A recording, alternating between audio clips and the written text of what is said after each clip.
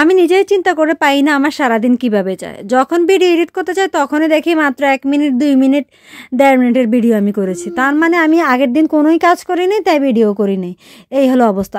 আসসালামু আলাইকুম এভরিওয়ান, আমি Shahida Akhtar. Welcome back to Shahida's cookings and tips. আমি বলছি লন্ডন থেকে। দিনের সবচেয়ে বড় একটা কাজ হলো যে কি রান্না করব, নেক্সট দিন কি রান্না করব। তো চিন্তা করতে করতে চিকেন ভিজিয়ে ফেলেছি, আর আগের দিনের তরকারি ছিল সেগুলো গরম করে ফেলতেছি, করে সেগুলো বাটিতে নিয়ে নিব। তো অ্যাজ ইউজুয়াল কথা বলতে বলতে চিকেন আমি চিন্তা করছি যে বিরিয়ানির মতো রান্না করবো, কিন্তু তেহারি স্টাইলে। তো ছোটো ছোটো টুকরা করে কেটে নিয়েছি, তো চিকেনটা চড়িয়ে দিয়েছি। তো যেহেতু বাসায় শসা ছিল না, তো চিন্তা করলাম যে চেরি টমেটোর সালাদ করে ফেলি, কারণ বিরিয়ানি খাইলে সালাদ না হলে তো একদমও চলে না। আর অনেস্টলি বলতে গেলে আমি মনে হয় ডালের সাথেও সালাদ খেতে পারবো, কারণ মাশাআল্লাহ আমার সালাদটা এত বেশি ভালো লাগে। তারপরে মাংস রান্নার পরে চাউলও দিয়ে দিয়েছি, মানে খুব দ্রুত। তারপরে আর কি সালাদ কাটা হয়ে গেছে।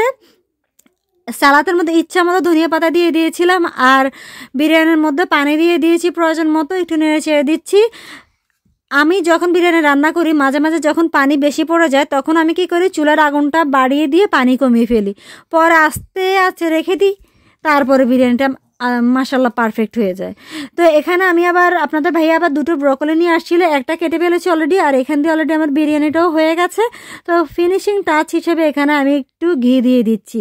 এই ঘিটা আমার বাসায় তৈরি করা ঘি। তো মাশাআল্লাহ দেখি যে যতদিন যাচ্ছে মাশাআল্লাহ গ্রেভিটার ফ্লেভার অনেক ভালো হচ্ছে, তো আমি স্যাটিসফাইড।